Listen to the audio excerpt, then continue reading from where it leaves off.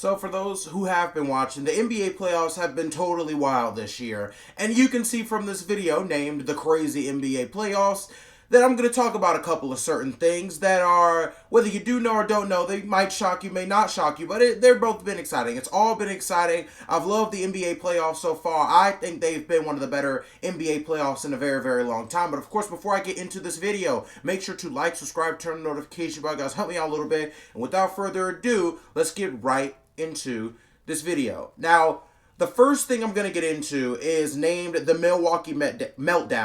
The Milwaukee Meltdown. The Milwaukee Bucks nearly had 60 wins. They had an MVP candidate who averaged 31, 11, and 6 in Giannis Antetokounmpo. They had an all-defensive first-teamer in Drew Holiday. And Chris Middleton looked to be back to full health after missing a long, long part of last playoffs and even this season with a couple of injuries. Now, of course, Giannis did get injured, and that's a little bit of an excuse. Maybe you can say, all right, the Bucks should have lost that first game. Giannis was injured. You can't really adjust that fast. That's a bit of an excuse, but the way they lost this series was completely inexcusable. Giannis Antetokounmpo came back in the last two games of the series, and those last two games, he put up a combined 32 points, 15 rebounds, and 8 assists per game. That's what he averaged over the last two games in that Miami Heat series, both of which the Milwaukee Bucks lost. Milwaukee also is the only one seed in all of NBA history to lose 4-1 in a first-round series to an 8 seed. The Milwaukee Bucks are also the only first seed in NBA history up to this point to be eliminated by a play-in team. Now, granted, the Miami Heat are not your normal play-in team. I wouldn't be surprised if, they get 2 games on a 1 seed or 1 game on a 1 seed. And you're seeing Miami Heat, they've taken that momentum and have ridden it all the way to a 2-0 lead in the Eastern Conference Finals. So Miami is no regular number 8 team, but it still remains, it's completely embarrassing for Milwaukee. You're a team with 60-plus wins.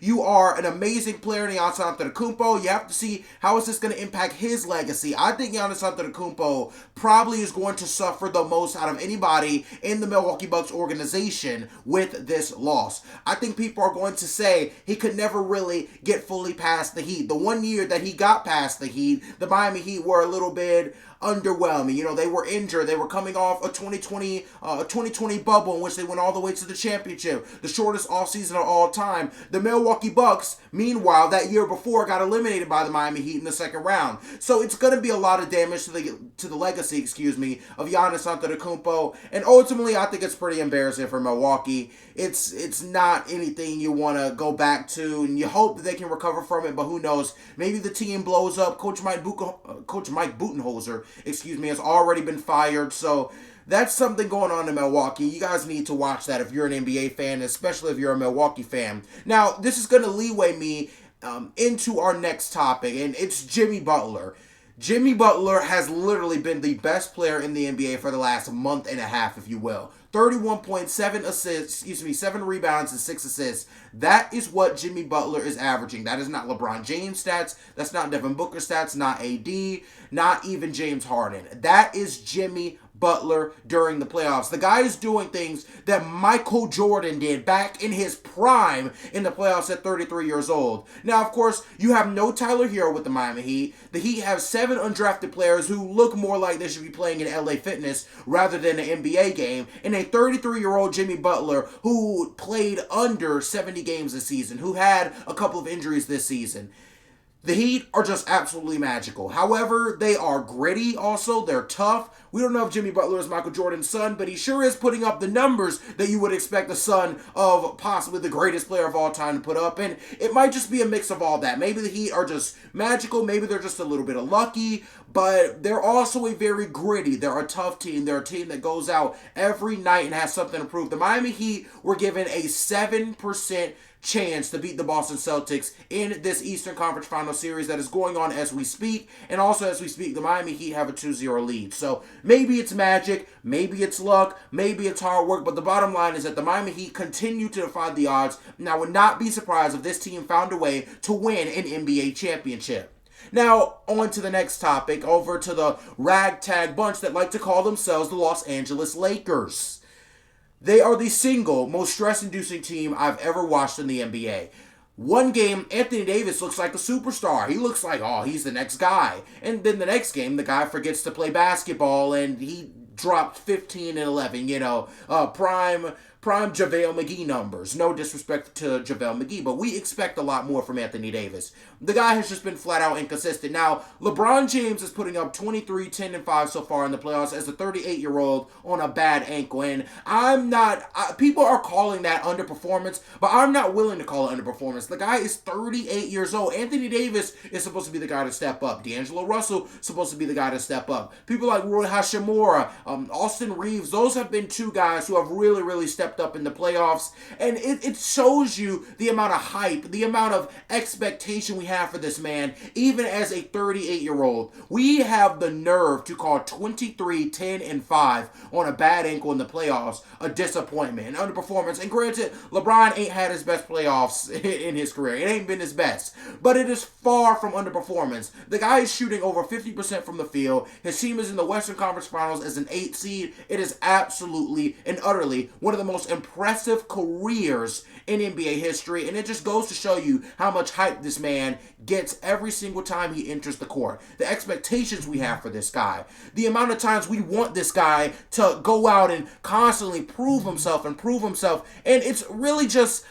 on one level, it's what comes with greatness. On another level, it's complete ridiculousness. We need to give more respect, and we need to give more leeway to LeBron James. This guy has done everything to prove that he's one of the greatest players the game has ever seen. And overall, I don't think the negativity towards LeBron James is warranted at all, considering his playoff situation and position.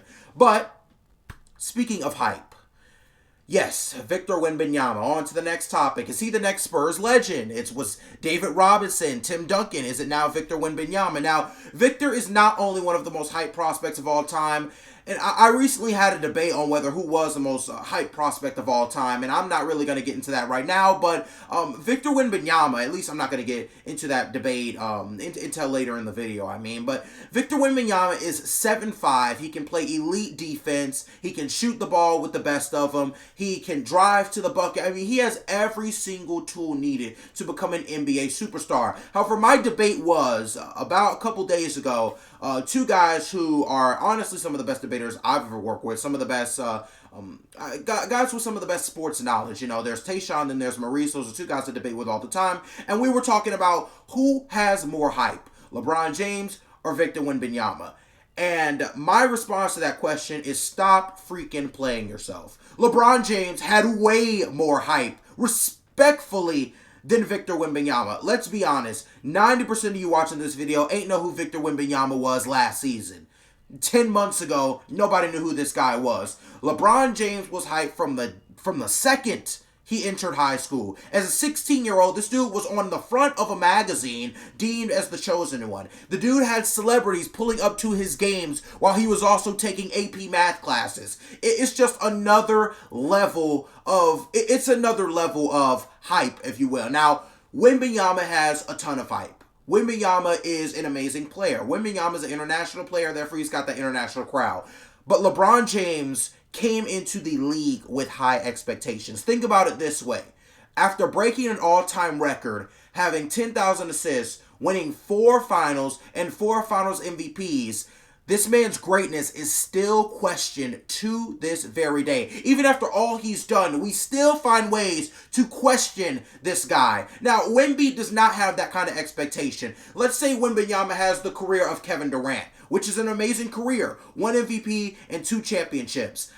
I don't think that would be a failure for Victor Wembanyama. If LeBron James came into the league and ended up averaging 25, 5, and 5 over a 15-year career and winning 1 MVP, it would have been deemed a failure. People would have said, oh, the guy didn't live up to his expectations. That's just not the level of expectation that Wembanyama has. And I hope you guys can see what I'm getting at here. If Victor Wembanyama ends up becoming let's just say David Robinson. Then he ends up, it's like, oh, he's a great player, amazing player. He was exactly what the Spurs needed and expected. If LeBron James had came into the league with the hype he had back in 2003 and back in 2002 and won one MVP, won, let's just say, 2 NBA championships, had a quality career, it would have still been seen as a failure. And how I can support that, I can tell you right now. The guy's got 38,000 points, broken the all-time points record. He's got 10,000 assists, 4 finals MVPs, 10,000 plus rebounds, and we still question the man's greatness to this day. I do not think Victor Wembanyama has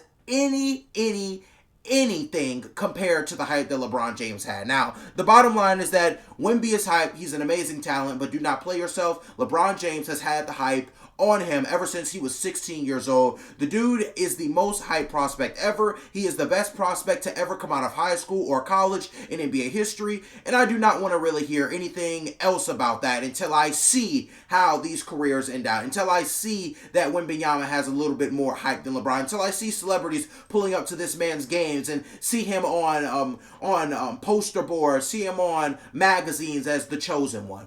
The guy does not have more hype than LeBron James. Granted, he's a hyped and amazing prospect. But of course, I'm going to end this video. Thank you for watching. Make sure to like, subscribe, turn on notification bell, guys. Help me out a little bit. And of course, I wish you nothing but the best. Stay loved, stay blessed. Thank you for watching. Love you give, you can't be replaced. So no one else knows what to do. That's why I spend my life with you. I wanna please you in any way I can. I wanna share my world. Don't you understand?